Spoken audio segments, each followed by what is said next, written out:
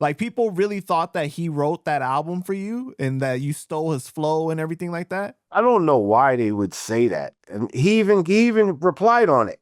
He even replied. He Right. said, "I never wrote for Milk." Pin it up. When the album comes out, how do you feel it was received by the people?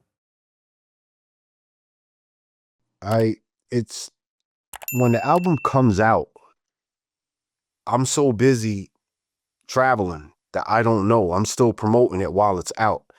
And then when I come back, like after that first tour is over, I come back and people are talking, but I'm still not hearing it. I'm still not hearing it on New York radio. When I come back to the East Coast, I'm not hearing it. It was real confusing. It was real confusing as to why was I getting more love on the road than I do when I get home. That's one thing that I do remember. I remember coming home feeling like it feels like everything's over. It's the album's still out there, but I feel like nothing's going on. Why? And that's where the snowball effect of my questioning came into play. Like I didn't wait to start asking questions like what the fuck is really going on here. I saw you put up not too long ago a post on IG that said, "When motherfuckers think Treach wrote Miilkbone's album, I'll never see it as an insult. I'll never see an insult in a compliment." Yeah. Like, people really thought that he wrote that album for you and that you stole his flow and everything like that? I don't know why they would say that. And he even replied on it. He even replied. Right. He said, "I never wrote for Milk." I know, but it's so crazy that that it's like a common thing that I see. It's like a recurring thing. Like, About somebody, yeah. yeah. I don't. Was that like in later years that you heard that, or was that like immediately at that time that you heard that? It wouldn't be immediate because there wasn't social media like it was back then. Right. So once social media started picking up, then I started hearing, like, I started seeing little things, but not to the point that even now, like, come on, man. He didn't even, and that person didn't even say he wrote Keep It Real. He said he wrote the album. Like, what the fuck? Who the fuck writes an album? What did you think about the review in the Source magazine? Yeah. I think it was 3.5, right? 3. 3.5 mics.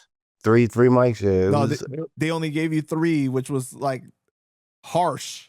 Because it was brand new and Source didn't know. Matter of fact, Source, that's Source was back when I was still brand new. So, and I don't know if the whole Naughty Squad had or my affiliates had anything to do, or the fact that, like I said, Capital was brand new. And Capital with the urban department, no relationship with radio means no relationship with magazines and media.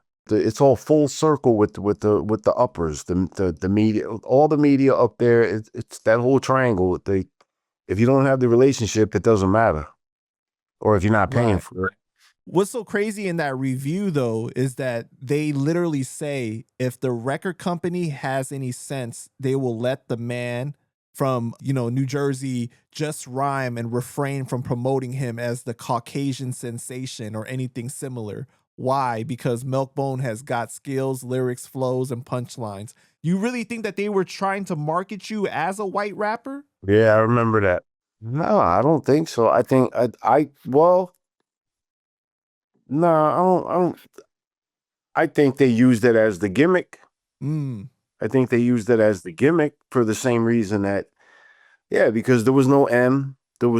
But they used it as the gimmick because it was something different, and I wasn't a Vanilla Ice. I was from the street, and I'm white, and back then I was cute.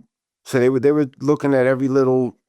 I'm not saying that that's what it was, but I'm saying it definitely could be the way that the media saw it. Right. It could. I don't know. Do you ever think that the real issue was the timing of when you came out? Because I always say that. You always say that? I always say that. I always say that.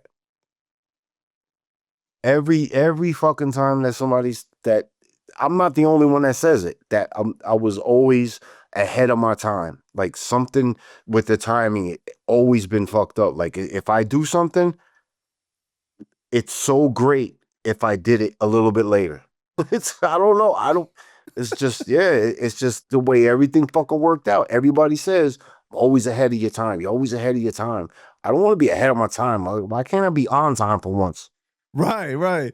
Because one thing You the know? fans say though is that during that time, if your name wasn't Third Base or Beastie Boys and you were white and you were rapping, it was a real uphill battle for you at that time. It wasn't uphill when M dropped. That was a couple years later though, right? So It was a lot. It was a Yeah. lot. It was a lot of years later, and a lot of different reasons for that shit. But yeah, I always been fucking way too early. I'm gonna start being late for work now.